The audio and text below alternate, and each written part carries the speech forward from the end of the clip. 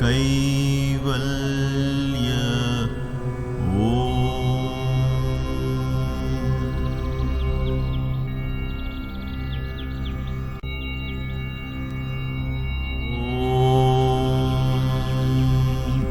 क्लीं कैवल्य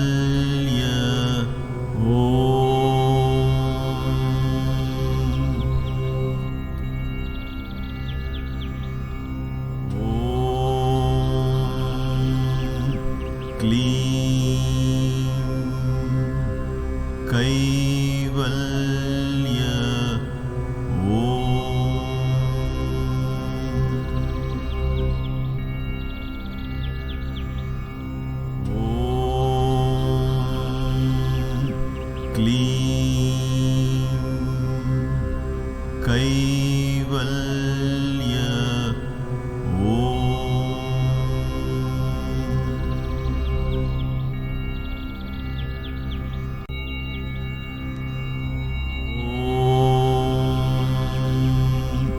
क्लीं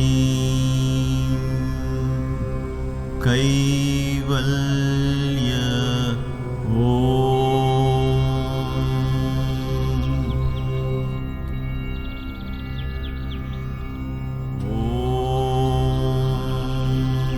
क्लीं कैवल्य क्लीं कैवल्य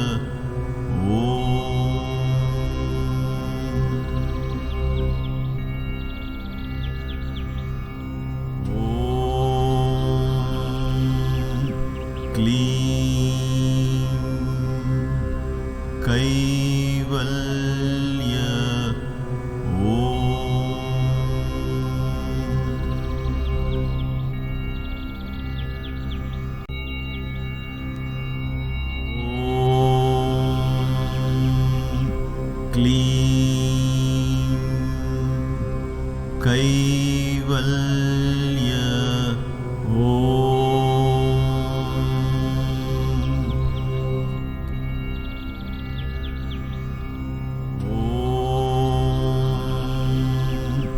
क्लीं कैवल्य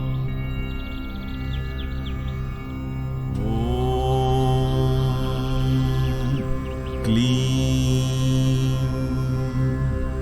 कैवल्य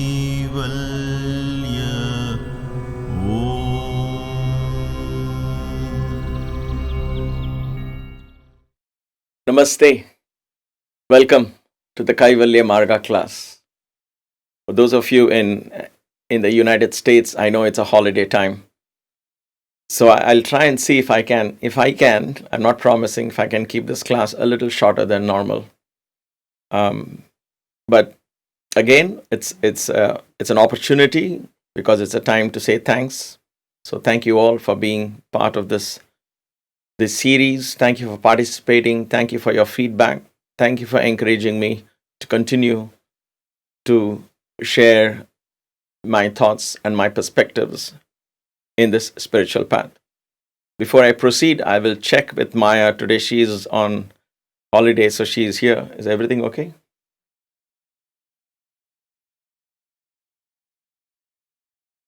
If there's a delay in the voice, I'm not sure what I can do at this point.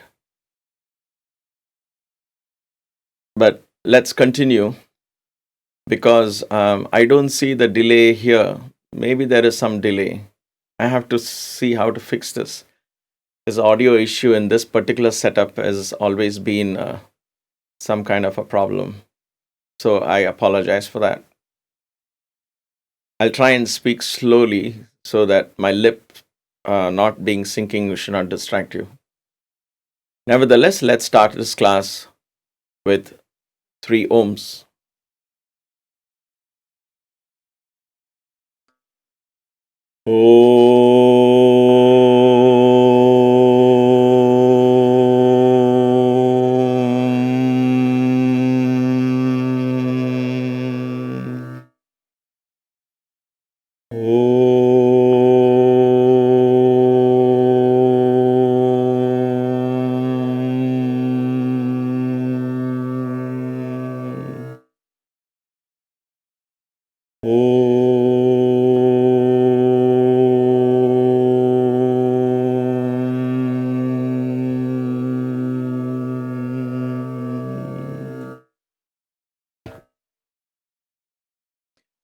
All right, let's go straight to the slides. We are on the 5 elements, and among the 5 elements that we are studying as with the idea to form a very firm foundation in spiritual growth, spiritual awareness, and spiritual practice. Because without understanding and bringing these 5 elements into our everyday life, any kind of practice becomes, especially spiritual practice, becomes short-lived and less effective, if you will. But when you understand that everything in this creation is comprised of these 5 elements, and then these 5 elements are represented in our body and through our senses, in our thoughts, in our emotions, in our actions, in the choices we make, then with that awareness, you begin to live a more, I call it mindful living. And that mindful living eventually begins to keep you connected with the cosmos around you, the universe around you, because you begin to understand that you are an integrated part of this universe. That is the foundation for spiritual growth. Without that, simply thinking, I want to progress spiritually, the world is bad, society is bad, oh, this is Kali Yuga, this is a bad time, everybody else there is all of that. This kind of judgment and separating ourselves and separating spirituality from materialism and all that, any place when there is division caused. I don't know if I'm shouting, but any place or any time there is division in your mind, in your thought, please be aware that is not spirituality. That could be religion if you want, but definitely not spirituality. Spirituality does not divide. Spirituality does not segregate. Spirituality only is about oneness. It's about encompassing. It's about inclusion.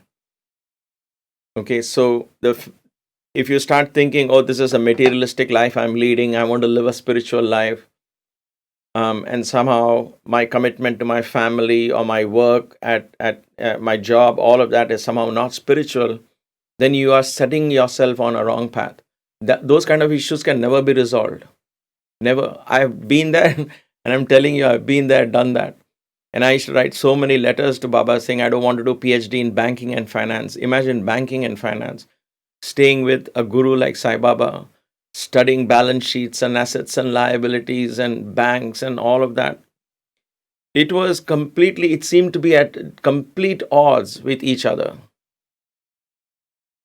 But then the learning there was so profound. And with my complaints, he once said that what you're thinking is not spiritual. You're being foolish. I mean, he used much more harsher words, but I don't want to go there.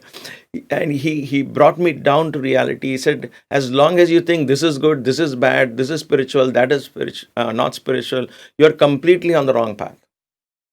That shook me. And though it was a bitter pill to swallow at that time, a very bitter pill to swallow, it was very hard to digest that somehow I can find spirituality in banking and finance in my research. Then I began to understand how I can offer every day as a worship.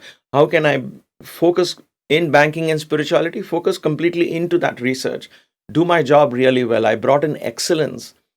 And that bringing in excellence into whatever I do suddenly became, to me, the commonness of the spirit being being able to express itself through whatever I'm doing. If I'm cutting a vegetable, if I'm working on a computer, or if I am doing research in my field, whatever that is, whatever that work is, they all become spiritual. They all are, because the spirit is not restricted to one particular dimension or place. When you enter the world of spirit, everything becomes universally spiritual. So that kind of understanding, in order to reach that, is why we are understanding these elements and how they are so integrated, how we are integrated with creation. And therefore, when we judge somebody, it's an imbalance of element in my body. We have studied this in earth element. So without much ado, let's go to the water element. In the last class, I won't go through this again, I promise. In the last class, we talked about the benefits of fasting in with the water, with regard to the water element, the benefits of fasting, with regard to the gunas, from the point of view of the gunas, the tamasic guna that slows you down, the rajasic gunas that activate us, and the sattvic gunas that promote longevity and helps us in meditation and so on, where creativity is at its peak. So we studied this. Today, in today's class, I want to talk to you, since we are on the subject of fasting. For those of us who are patting ourselves on the back, saying, "Yes, I've got it under my belt now. I've started fasting, or I've been doing fasting all this time." I want to suggest some other modes of fasting, which you may have considered, may not have considered. So let us go to that. Other types of fasting, other modes of fasting. The water element, the senses, is connected to the sense of taste. The sense of taste, before I'm laying the foundation before I go to these points. Water element is connected to the sense of taste, the tongue. The sense of taste is the king among all the other senses: sense of sight, sense of smell, sense of hearing, sense of touch, and so on. So, in addition to controlling the tongue, we need to see how else we can control the other senses as well. Now, each of these senses are related to their own elements. That's besides the point, right? So, the sense of smell is directly related to the earth element, and we studied that. The sense of taste is directly related to the water element. So, we are kind of getting a grasp of it. In the next class, we'll talk about the 6 tastes and so on. But what I want to also touch upon is, because senses, the information that goes through the senses, creates havoc, for lack of any other word, and I'm using strong words here, it may not apply to you. It creates a havoc with the mind, like the water. I keep doing this because it's like the waves in the ocean. When the waves get uncontrollable, they thrash on the rocks.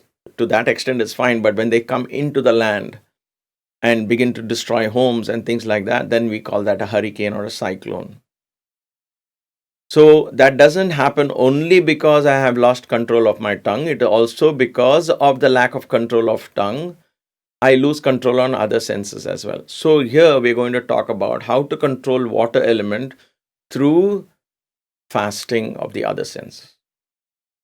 And I'm bringing this into this concept of fasting for food, fasting, controlling of the tongue, and linking this to the tongue, because Baba would tell me very often, and us rather,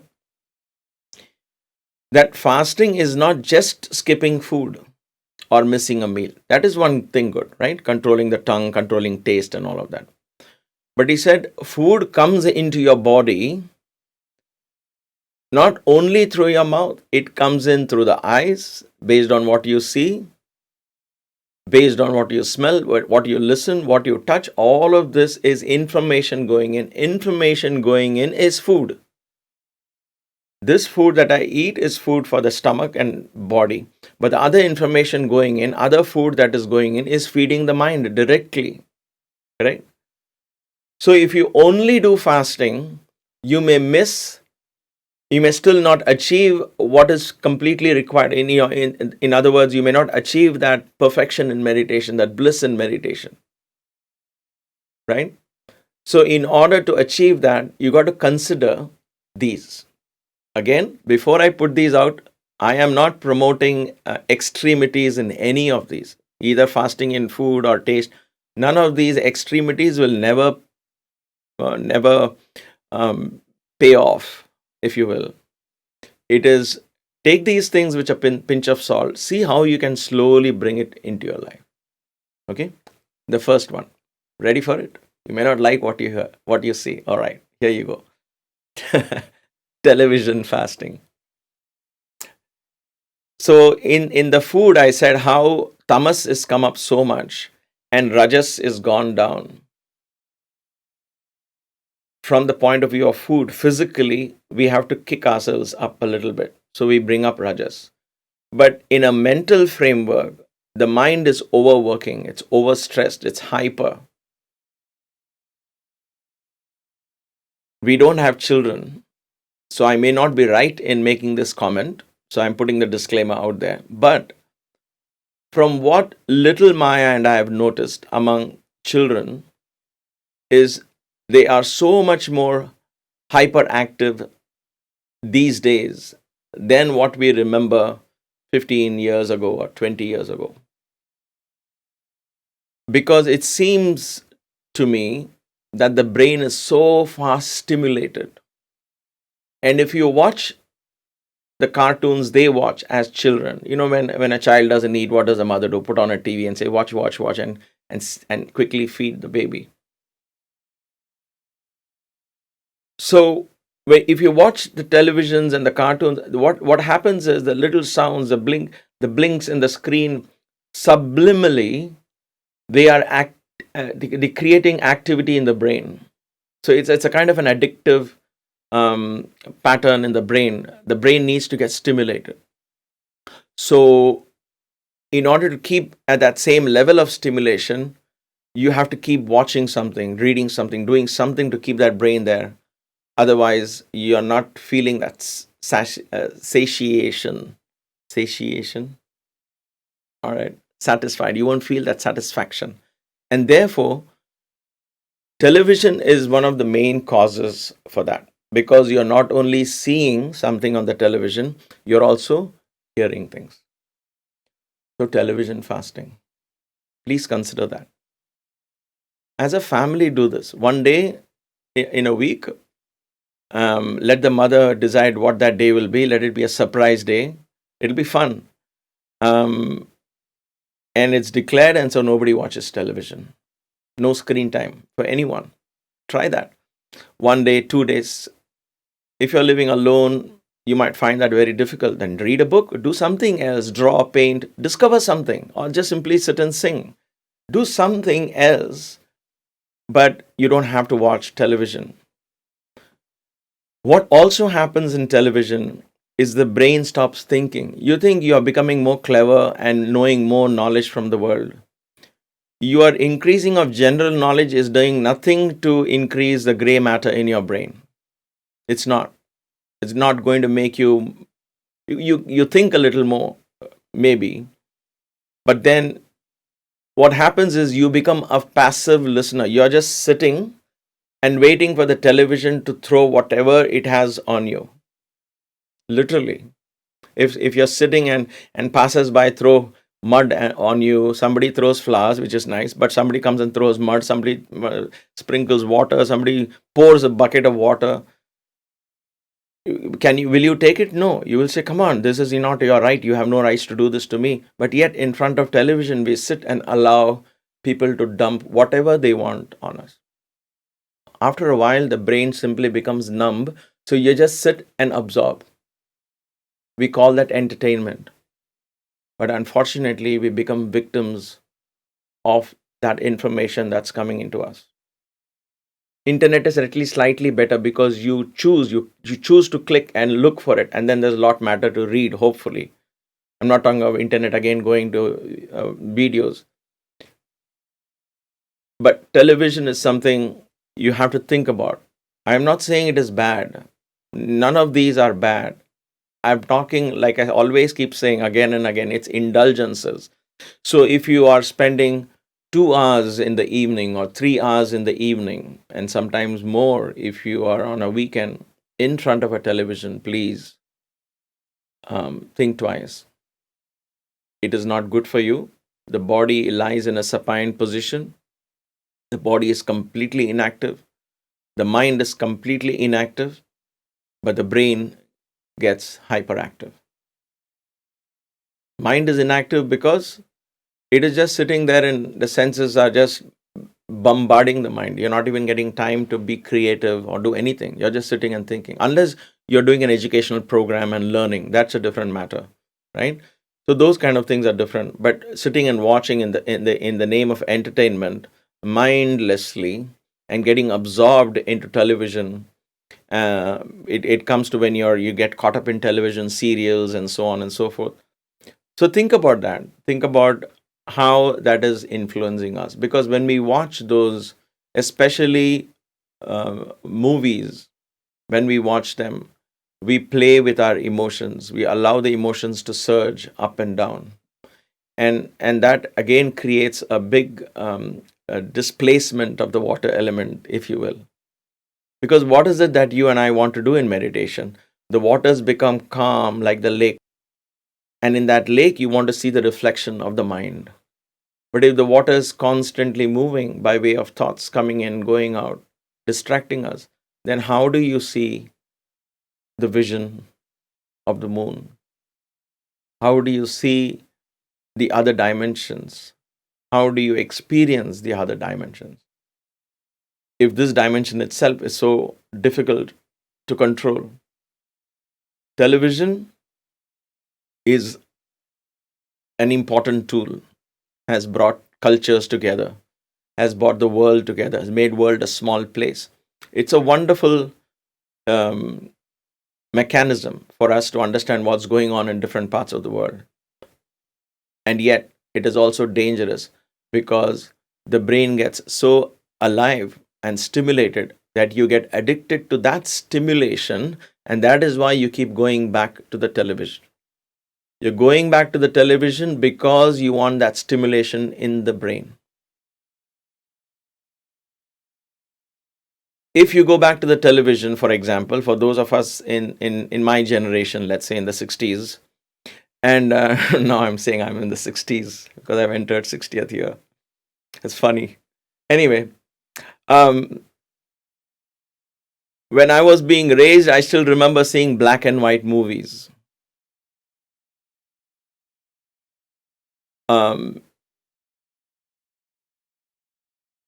there were some very interesting movies of Balraj Sahani and all that. Really, as a young, it influenced Duanke Barahat. Barahat, you remember that? It's a beautiful story of a jailer and 12 prisoners, and he transforms them. Anyway, why am I saying all this? The black and white television had its own influence. At that time, it was completely grasping, and I was in that. So that story stays in my mind, right? It shows that it had an influence in my childhood, and therefore 55 years later, I still remember that story as a powerful influence. Okay, it's a very beautiful story. At that time, it had great influence. Now, if you and I sit together and you say, "Oh, it has such a," you talk about it so well, let's go watch it. And when I begin to see it, now I have no interest in that. It seems very slow. It is black and white. Everybody decides to sing every 5 minutes or so. And the camera cuts are not great. The edit is not great. The sound quality is not surround sound. You see how the story becomes less important? What I'm looking for now is the same stimulation in the brain that other programs offer.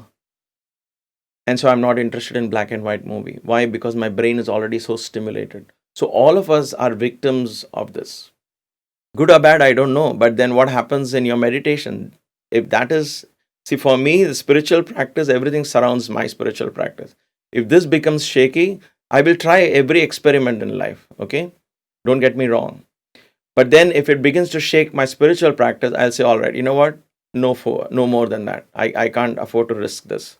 I come back to my spiritual practice. So it is in that context I'm talking. So TV fasting, please consider that. Fast a few hours every day. If you're watching more than 3 hours, if it's only in the evenings, skip one day a week at least to begin with, and then make it 2 days a week, and see how it goes. Try that. You can also consider the other one before I come to internet fasting. Is the other one is fast from particular types of shows, fast from particular types of movies, fast from those kind of things. If it is, say there's no more violent movies in the home for the next 1 month, things like that. You can also do that, and so consider those kind of fasting. Internet fasting is also control of rajas, because again the same brain simulation, but this is more than simply controlling rajas. It's like there is an information explosion happening today, or it's already happened, I guess. And we get to read and read and read and study and listen so much of information on any given topic. You type Mooladhara Chakra, you have like hundreds of websites, hundreds of blogs, and hundreds of experiences. And what happens is you end up getting more confused than enlightened. Am I right? You have been there, I've been there, we have all been there, right? If it is a review of a product as well, you listen to so many reviews, so many things, and so many aspects, and then you're confused whether I really want to buy it or not. So, internet information explosion as perhaps ends up confusing us more than enlightening us. It begins with that enlightenment. It's interesting, it draws you in, and then, like a web, literally you get caught in that. So, even if you're using it for good, I'm not against internet again. I'm using this internet to reach you. So, I'm not saying that this is bad. But again, overindulgence, over dependence on the information from internet um, begins to block your own creativity and your own thinking. So think about internet fasting. Um, Again, use if internet is part of your job, part of your work. Of course, then you stick to only what is required and not anything that is absolutely not essential. Ask yourself when you're internet fasting, without this, can I survive? My job can survive. I can survive. My family can survive. If it can survive that particular day, skip that part of the internet. You don't need internet, because all this stops stimulating your brain, overstimulating your brain. And then when you sit for meditation, you have less things to think about. It's easier to meditate. Social media fasting. This chatting on the phone, this and this very new fervor that has caught us, where we need to be engaging ourselves with. It's good to have friends. Social media is, again, it's a wonderful thing. I'm in touch with my fellow alumni from Puttaparthi, whom I have not seen for so many years. So we are in touch. But again, overindulgence, all the time chatting on the phone, all the time looking, all the time, again leads to overstimulation of the brain. And perhaps you're chatting and talking about things which really don't matter. So what is happening in the water element is water is constantly getting stirred and disturbed, constantly ruffled. Then there's constant ripples in the lake of your mind. How will that lake calm down? And then when we sit for meditation, we put on headphones, we listen to some music, and we want to meditate. All we are doing is listening to music, right? Where is the quality of your meditation? And how is that meditation helping you to open up the inner dimensions of your potential? Right? That is where I'm going with. So, this excess of chatting on the phone, you see, with WhatsApp example, for many of us who use WhatsApp, we we forward videos, we receive videos almost at a very mindless level. And it seems that we have to watch every video or open every image that comes on my phone. I feel obliged or I feel compelled to do that. And many times I am not ready to take that information. I'm not able to adjust that information. It suddenly throws me from where I am, because there is some, either an elephant drowning, or somebody killed an elephant, or somebody is robbed somebody else and it's on screen, or some, it's these are the things that suddenly disturb your mind. And even if you say, oh, I'm not getting affected, at a subconscious level, you are. Anything that goes in like this will affect the mind. So, how do you do that? Begin to fast. Begin to fast. So, these are also food going into your body. Please, my dear brothers. Many months ago, somebody sent me a video. I didn't watch it, luckily, because they had sent a text saying, watch these youngsters in the motorbike meet with a deadly fatal accident. I'm like, I don't need to watch it. Why do I have to watch it? What am I going to get out of it? So that is the kind of thing we send and we receive, and we feel we have to watch. And so you can also send inspirational quotes and thoughts. There is no doubt about it. Like, all these are only tools. It's up to us. How do we use it? But even that, to overdo it, think about it. Do I need to? Is it absolutely required, absolutely essential? Before you hit the send, think and calm down. Engage in a conversation, in a chat, only when it is absolutely required. Consider that, please. Because if you are interested in spiritual progress, which I am, And if spirituality is the goal, which is the goal of these classes, I'm not talking to normal individuals or people who say, I don't care about all that. I want to stick to where I am. That's absolutely fine. But if you're looking for spiritual progress, if you're looking for proof of higher dimensions, if you're looking for an experience of the higher self, then you have to consider these things. Anything that can disturb the water element in your body. Again, remember, I'm not saying using the word good or bad. If I did, then I'm only using it at a very colloquial, superficial level, not an ethical, moral point of view. I'm showing all this and sharing all these thoughts only from the point of view of how do you not disturb the water element in your body? How do you learn to live with that? So, again, not give up. I'm not asking you to give up television or give up internet or give up social media. Fast from it. Just like you don't give up food, but you fast from foods that you're generally addicted to. That's all that is required. Then you will be able to harness these energies very beautifully, balance through, and bring harmony into your life. Socialization fasting. This is not social media on the internet, but actual socialization. In the ashram, when we lived, and in the dorms where we lived, we learned a lot about community living, sharing, and living together in the same room. But Baba brought in such a powerful disciplined life that he said, y'all can live together, but you don't have to gossip, you don't have to talk unnecessarily, you don't have to socialize unnecessarily. What are you going to gain by knowing what is happening in his house? What are you going to gain by what is happening in his house? If you have a problem, personal problem, you come to me, or you go to your warden, or you go to somebody who's established or set for that counseling purpose. Go to that person. You all talking to each other is not going to help.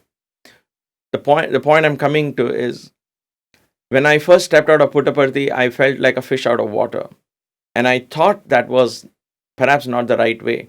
But then once I got through that curve, I realized how powerful that training was. Because in this over socialization, in this over in this drive to be accepted by the society, to be accepted by friends, to get a pat on the back for every new t-shirt I buy or every new cloth I wear, I need to show off with my friends and I want them to say it's nice, and things like that. This need for external appreciation, overdoing it, again disturbs the ability and ruins the ability of going within, because going within is exactly opposite of socialization. So when you want, and that doesn't mean you'll be less social, actually it helps you become more social. In other words, you will not just mingle with the people, you'll be able to guide them in the right direction. So the arrow, I always use this example. The arrow, in order to reach out, first goes back. You pull the arrow back. Then when you release it, it goes further out. So if you want to reach out further into the society, you first learn to go within. Without going within, going inside, you can't go out. In other words, you will go out, but then you will get mingled. Others will run your life. Others will tell you what to like. Others will tell you, oh, everything good and bad, and you will just live on borrowed ideas and borrowed likes, borrowed dislikes. And a time will come in your life, we call it middle age crisis, I guess, or much old age crisis, when you realize, oh gosh, what did I do with my life? Because you had lived your life trying to please everyone else. So say, this is who I am, whether you like it or not. You may lose some friends, you may gain more friends, but then begin to understand and discover yourself. When will that discovery happen? If you're engaged in every free time that you get, you're engaging in socialization. How will you rediscover yourself, the relation with your family? How will you do that? So consider socialization fasting as well. Maybe one weekend, maybe just with family, maybe one weekend just with yourself. Think about it. These are wonderful practices. All of these help in meditation. Then comes music fasting. Music is also, again, a very addictive pattern of thinking. hardcore yoga practice, they don't let you listen to music. In a yoga practice, they'll say, listen to the sound of your breath. The sound of your breath is the music for you. The sound of the birds chirping, sound of the wind, the sound of the elements is the music that you need to tune into. Then you tune into a different rhythm of its own. So consider fasting from music, whether it's classical music, semi classical music, anything. You can switch from music and listen to chants, for example. Chants are boring, it's just same old, same old, same old. See, but that's a different rhythm. Your brain gets entrained to a different rhythm. So consider that. Consider music fasting because it's very important. It balances the gunas.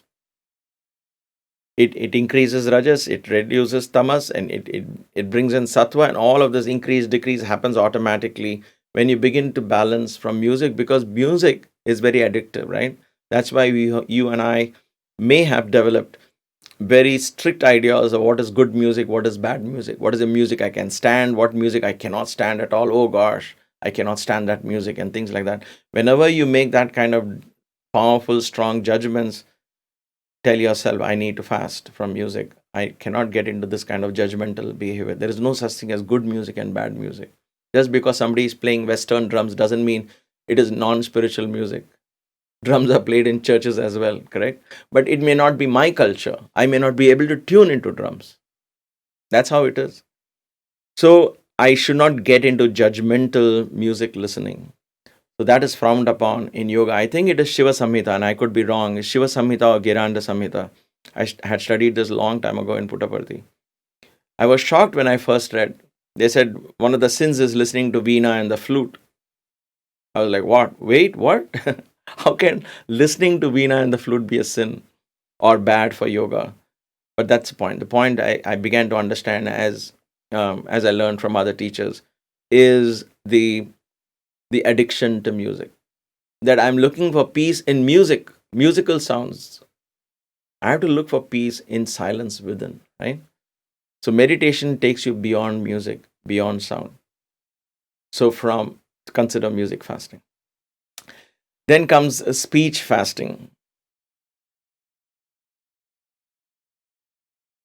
Many of us have a tendency to talk and continue talking like me, I'm doing right now. Um, of course, I'm just kidding. I love the idea of silence. I want you to appreciate that. When you go, that's why the Vipassana meditation is a very powerful type of meditation where they don't let you speak. If you go to those Vipassana retreats, you can do one at your home. Just all of you as a family can just do a 3 hour thing to start with if there are children in the family. Or you can go 6 hours, 8 hours, not during nighttime when everybody's fast asleep, because it doesn't make sense, but during the daytime when everybody actually has a tendency to talk. So if you add on speech fasting with internet fasting and phone fasting and television fasting, you'll be like, wait a minute, what am I going to do then? That's where you will these are not easy, right? So you can understand how much we have become victims of our own choices. So consider speech fasting. So in Vipassana meditation, they don't let you type or text or look at your phone. You can Google it, you can read more about it. It's a wonderful means of intense silencing of the mind. It's a cleansing, it's a reset of the mind, literally. It's a shortcut, but because it's a shortcut, it's not easy. Not easy to not speak, not watch television, not go to internet, not do anything but just sit and do nothing. At the end of the day, you can perhaps make some notes as to what you thought about what you experienced. Those days when you go to sleep, you will see how your subconscious mind becomes so active, and all the thoughts from deep inside old memories will suddenly sprout out. So that kind of cleansing takes place. So very advanced practices in speech is when you spend a whole week, if you can afford, you don't have to force yourself, you can't do that, because there's no point just not talking physically. It's about actually interacting with people, not interacting on the phone, not interacting with anybody, literally living in isolation in a cave. That is the ideal. I'm talking of the most ideal scenario. but it may not be practical for everyone. But once in a while, you can consider, right? Once in a while, just to see what it feels like. Think about these things and consider this. I don't know if I have one more. No, I don't. Okay.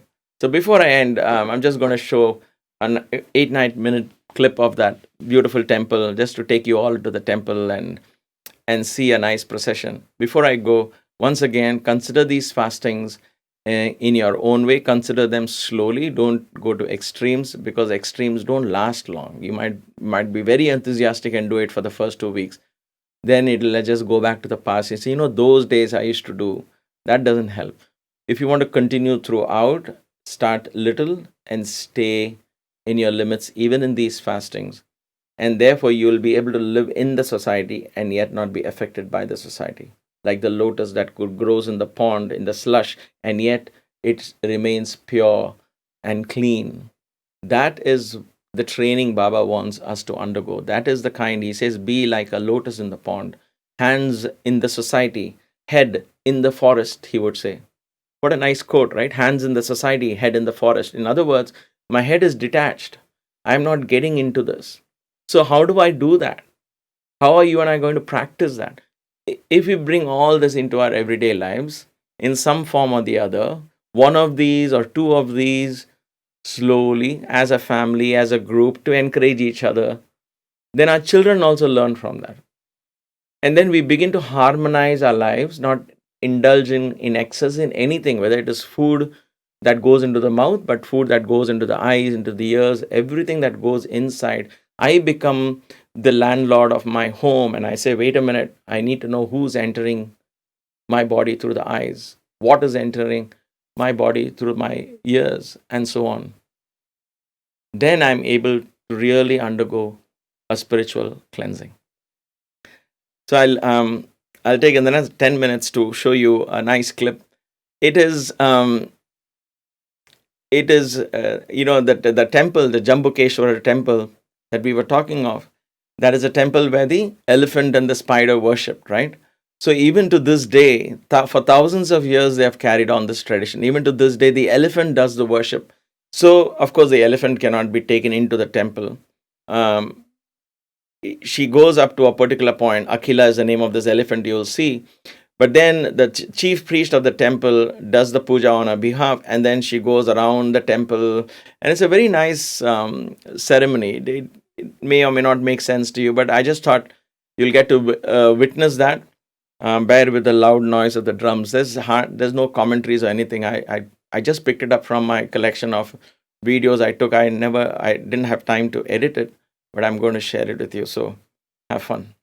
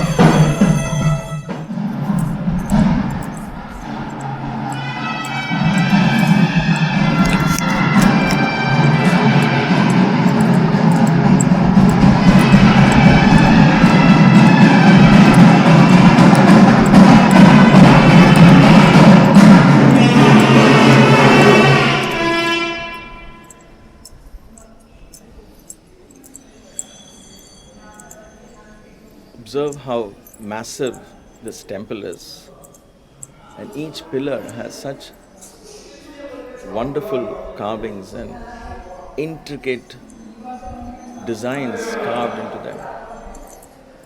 These are granite pillars, 25, 30 feet high. Look at the number of pillars.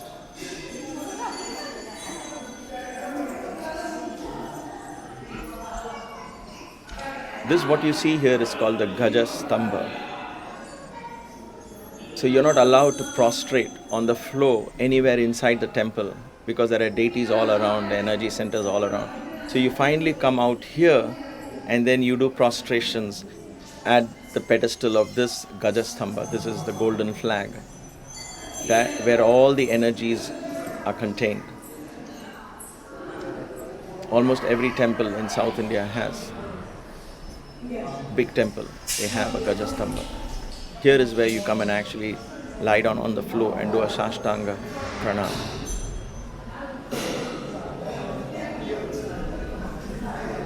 And I couldn't resist taking a video of these intricate details, stories that were carved in these pillars. This is Parvati and the elephant.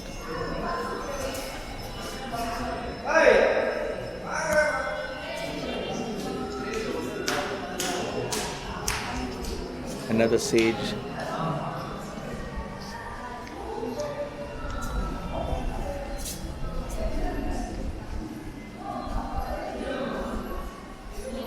Like I said, I didn't get time to edit these, so bear with some amateur camera shake and so on. Here's a beautiful carving of Shiva and Parvati.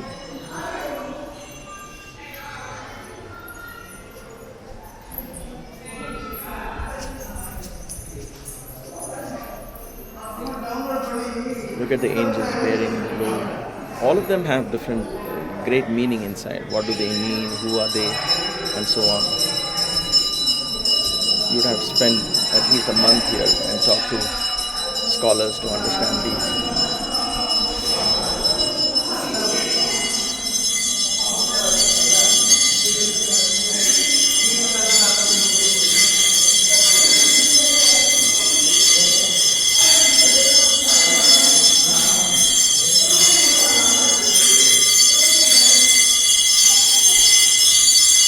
When I talk of excellence, this is what I'm talking about. How excellence was a reflection of people who lived those days. How much of dedication would have gone into this? Again, Shiva and Parvati. In this temple, Shiva and Parvati are teacher and student. There are no marriages that is celebrated here. There's no romance between Shiva and Parvati. She is the student and Shiva is the teacher. So she learns.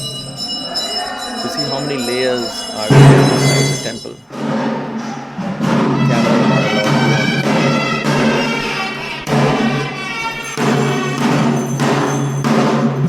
So the elephant has done the puja, now she's complete circle.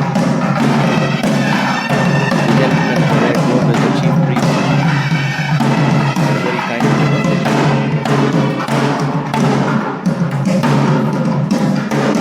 And I say lucky because he's not soft-spoken. But there was energy in him that was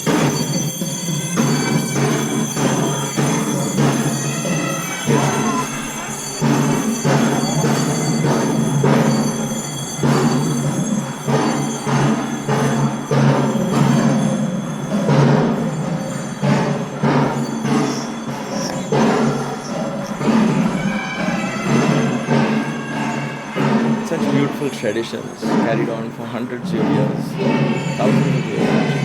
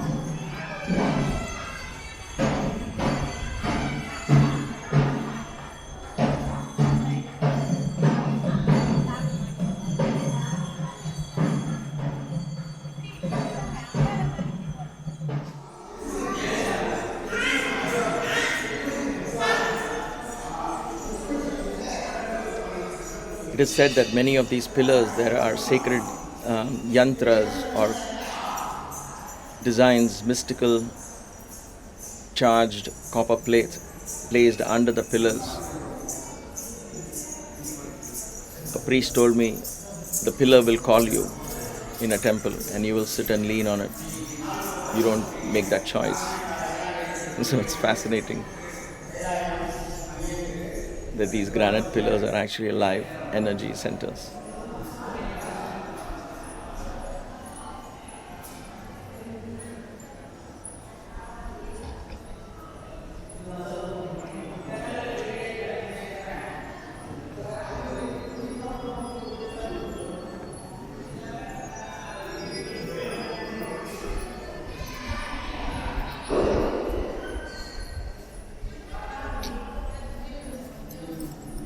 I'm on my way out, so I couldn't resist just taking. I was walking backwards as I took this.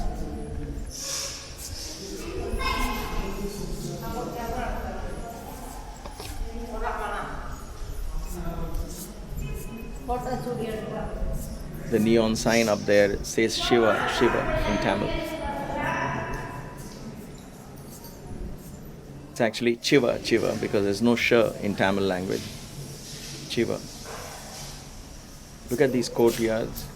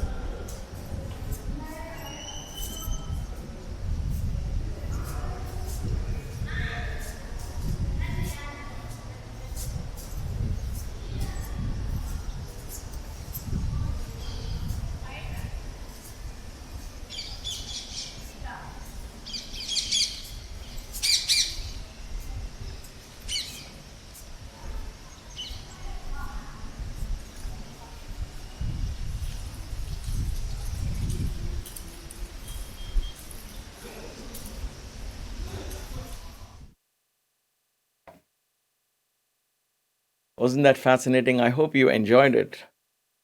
These are not just monuments of architectural beauty, which they are, um, monuments of geometrical symmetry, which they are, but more than that, these are powerhouses of spiritual energy. You go there and you're bathed in spirituality if you're only opened your mind to that.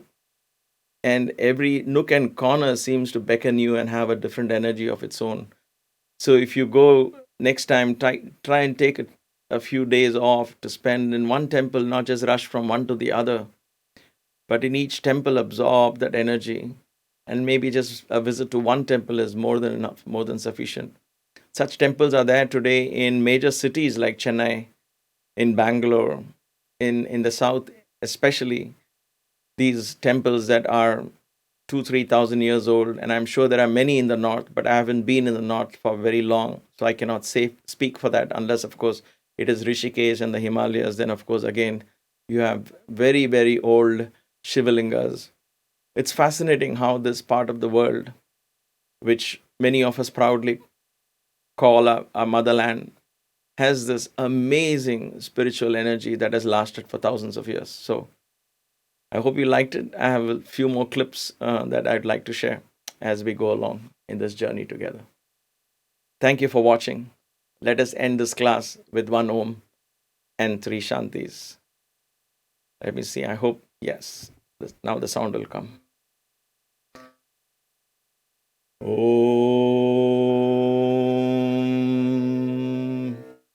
Shanti Shanti Shanti.